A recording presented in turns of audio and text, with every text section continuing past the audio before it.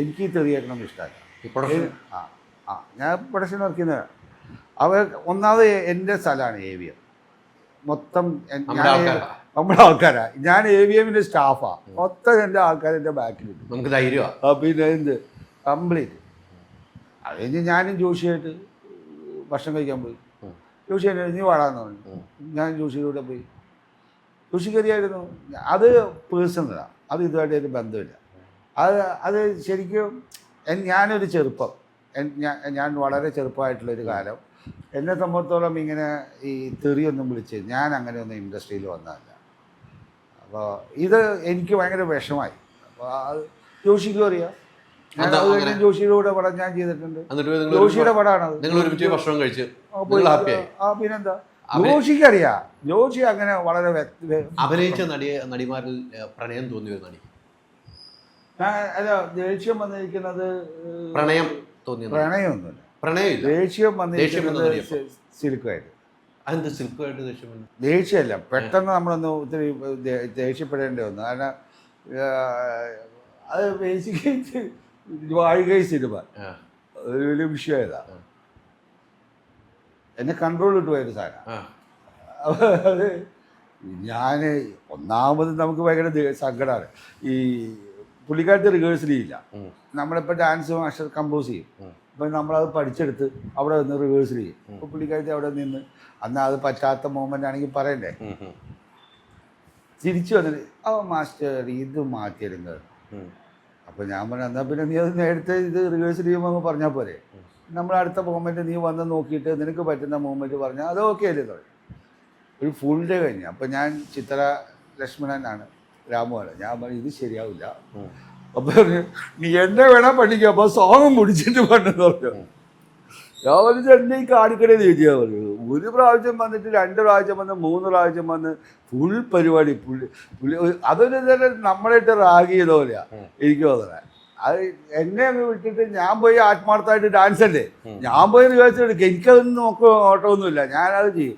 രണ്ടാമത് ഞാനിത് ചെയ്യുന്നതിൻ്റെ കാരണം എന്ന് പറഞ്ഞാൽ ഇവിടെ ഇങ്ങനെ പൊതിച്ചിരിക്കുന്ന ഡ്രസ്സ് ഷോർട്ടിലെടുത്ത് മാറ്റിക്കഴിഞ്ഞാൽ ഇവൾക്ക് നന്നായിട്ട് അറിയാം. ഇവിടെ അനങ്ങൊന്നും വേണ്ട, മനസ്സിലായ കംപ്ലീറ്റ് ആൾക്കാർ വിളിച്ച് നോക്കിക്കോളൂ. ആള് ശുദ്ധ ഭാവാ. അത് കഴിഞ്ഞ് അത് അവളെ ചുമ്മാ വെറുപ്പെത്തുന്നതാണ് അവരുടെ സ്വഭാവം. അപ്പോൾ അവസാനത്തെ സീൻ ഷോട്ട് ഡാൻസാണ്. അപ്പം ഞാൻ ഇവിടെ മുതുകത്ത് കയറ്റിയിട്ട് ഇങ്ങനെ ഡാൻസ് ചെയ്യുക. ആ ടോട്ടൽ സോങ് ഇവിടെ എൻ്റെ മുടിക്ക് പിടിച്ച് വലിച്ചുകൊണ്ട് നമ്മളെ ഡാൻസ് ചെയ്യുക.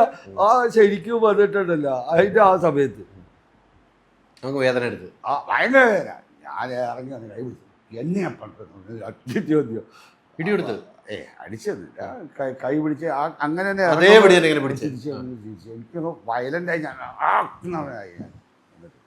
സഹിക്കാൻ വയ്യാതെ ഇപ്പം തന്നെ കൺട്രോളായി. അതങ്ങനെ അവളൊന്ന് ഞെട്ടിപ്പോയി, പേടിച്ചു പോയി. ശരിക്കും മനസ്സിലായി ശരിക്കും. പിന്നെ അവള് ഈ വക പരിപാടിയില്ല. ഒരു പ്രാവശ്യം എനിക്കറിയാം.